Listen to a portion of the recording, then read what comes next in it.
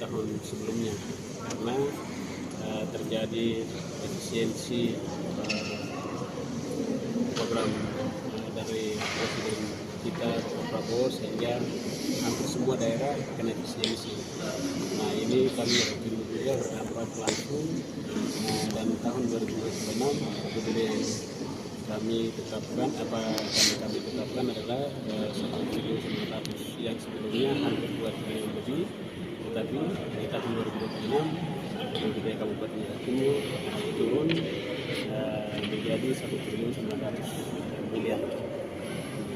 Dengan terjadinya efisiensinya Pak tentunya berdampak pada program-program prioritas di daerah, sehingga tentu di tahun depan terjadi defisit. Nah untuk itu kami berharap kepada seluruh pimpinan OPD agar program-program yang prioritas, yang skala prioritas, sehingga dengan kemampuan APBD yang ada hari ini bisa maksimalkan untuk pelayanan publik. Kemudian dari APBD yang kami peroleh ini juga hampir dana desa dan dana BOS, dana BOK ini rata-rata masuk di rekening langsung, tetapi nilainya tercover di APBD kabupaten. Nah, sehingga kalau kita sudah dibagi dengan dana desa, dana BOS di pendidikan, dana BOK di kesehatan, maka hampir 600 miliar lebih akan ke sana.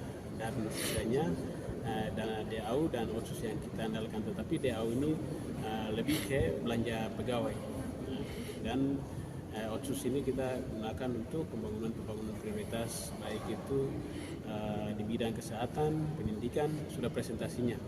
Nah, pendidikan sudah 20%, kesehatan 30%, dan dengan berkurangnya dana DAK ini kita hanya mengandalkan kepada dana DAU dan dana otsus. Dan kami juga minta kepada seluruh pimpinan OPD untuk berinovasi dan berkreasi, terutama bagaimana kita tingkatkan PAD di Kabupaten Jawa Timur di tahun 2026, karena kami tidak bisa mengandalkan lagi dengan dana transfer. Dengan terjadinya efisiensi dan juga dana DAK tidak seperti tahun sebelumnya, hanya kami berharap kepada dua sumber, yaitu DAU dan otsus. Ya tentu kami di tahun depan itu bagaimana PAD harus ditingkatkan. Dari berbagai objek yang ada, baik itu di pelabuhan, di bandara juga kami sudah berkoordinasi dengan bandara, kemudian juga dari KLNC dan beberapa sumber pendapatan yang sah ini kami kejar supaya di tahun depan kami bisa ada pendapatan kalau PAD kita bisa kelola dengan baik. Nah ini yang menjadi problem adalah ketika efisiensi secara nasional terjadi.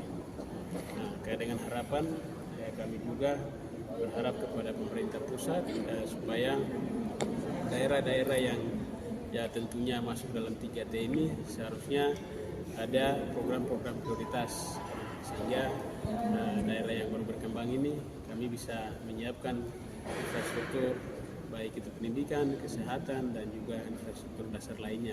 Nah untuk itu kami minta kepada Bapak Presiden juga supaya dengan pertemuan pimpinan daerah setanah Papua ini semoga ada kadar Natal yang baik untuk khususnya Papua, baik itu dana otsus yang kurang bisa kembalikan, dan juga Freeport, pembagian hasil dari Freeport ini bisa merata seluruh tanah Papua. Mungkin itu harapan kami. Terima kasih.